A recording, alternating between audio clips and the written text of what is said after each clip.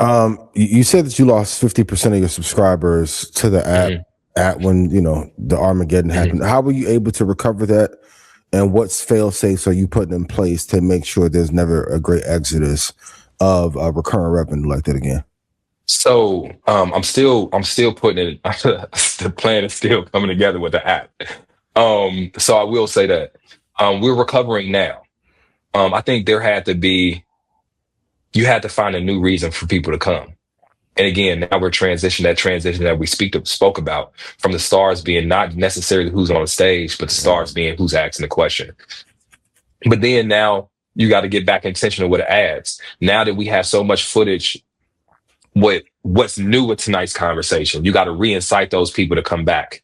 The one thing about the subscription model, when you have a mass exodus, it's like right now y'all can bleep this out if you need to. I have the Peacock app on my TV. I don't be really using it like that. But let's say Peacock come out and say something disparaging against Black folks. Now I'm gonna go delete that shit. I'm gonna delete it. I'm gonna unsubscribe. The one thing that's hard for subscription models is when you have a mass exodus, if it took you 3 years to get to that number and you lose it in 30 days, you're not going to get them people back in 60 days. You know what I'm saying? It's a process. You got to get enough people that care enough to get the platform and then just let it rebuild, because every now and again they want to watch it. You know what I'm saying? And that takes some time. So long story short, it's still a work in progress. My goal this year is to get to where we were with the app. But you got to think, people's customer behaviors are changing. Are different. So it's not you're now battling. I used to sell millions of dollars of car games a year, but that was COVID. It was when people was inside. That's not the life people want right now. It used to be these subscription models was a thing, but now you need a subscription for everything you have, bro. Like, to me, it's worse than cable.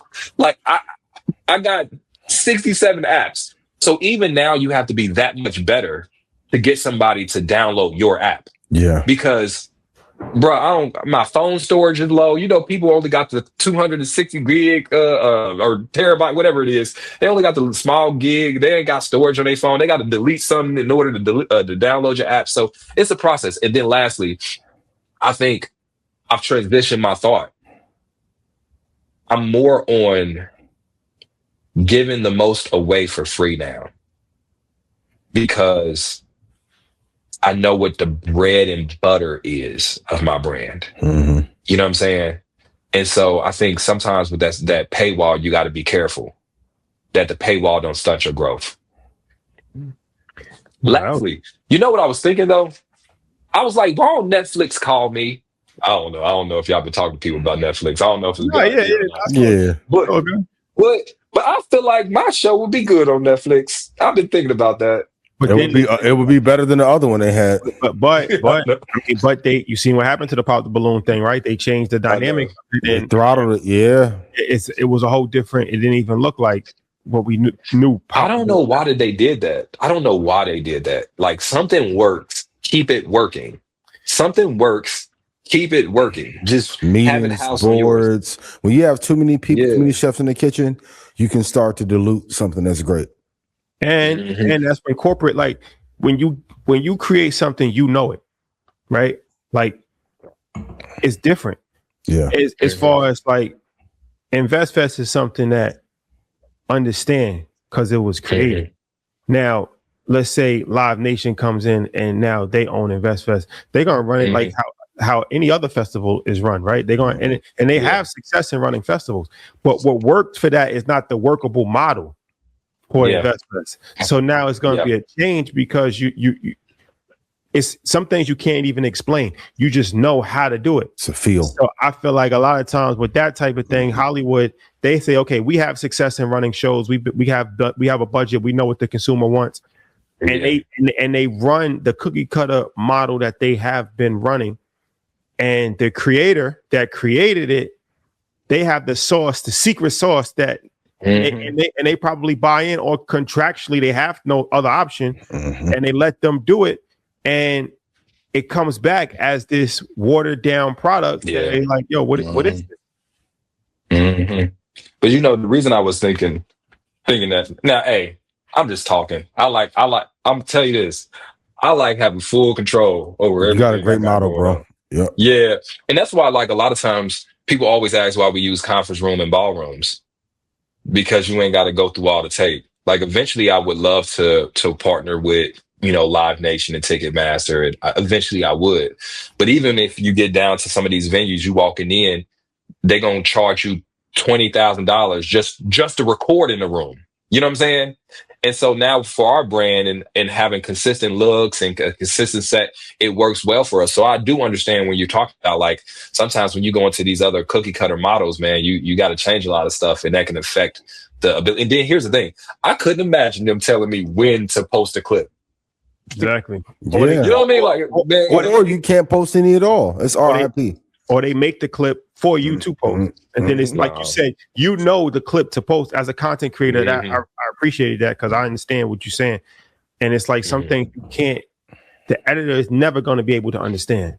Yeah. So they just looking at, and that's why I don't fully believe AI can just completely make content. It's human intelligence mixed with artificial intelligence. You're just relying just on artificial intelligence for like content creation. It's just, I don't think that that's the way to go. I think you can use artificial intelligence for content creation, but you still have to know what you're doing. Human je ne sais quoi. Yeah. Same with investing. Yeah. You got to know this is the title. This is where to cut the clip. Where to, like, you know what I mean? Like, so it can make a clip for you, but I don't know. You brought up a lot of good points when it comes to that content creation. For sure. But before we leave, I wanted to just, can we talk about Invest Fest? How was your experience last year? What are you looking for? Man, I had a good time. I'll be telling everybody about it. I had a really good time. Appreciate it. I ain't even gonna lie. That was, normally that's a festival you can go and stay all day. Yeah. You know what I'm saying? Like it's one of those ones because even if maybe this certain topic doesn't fit your fancy, it might be something on the other stage, or you could just roll around the vendor's village. You know what I'm saying? Or you just, man, everybody in there trying to get it. They're networking. So like, it's one of those ones, like, even if you're not locked in, like if you got short attention spans, you're not locked in on all the speakers. There's value in who's in the room. There's value in the networking. There's value in the vendorship. Especially here, and it's in Atlanta this year as well, right? Correct? Yeah, especially here, man. So like, one of the cast members asked me about it. Like, hey, which day should I go or which day should I come? I'm like, yo, honestly, I would be here for all three or all two or whatever it is. Like, because the overall experience is just so great. So, I mean, I ain't even gassing. Like, if I didn't enjoy this, I would tell y'all. But it was, and especially people that live here. Like, if you actually live in Atlanta, like, man, whatever the ticket is, it's not even that bad. Like, get the ticket, come through. And then if you serious about your business, entrepreneurship, podcasting, self-growth, anything, or it's an investment I would make.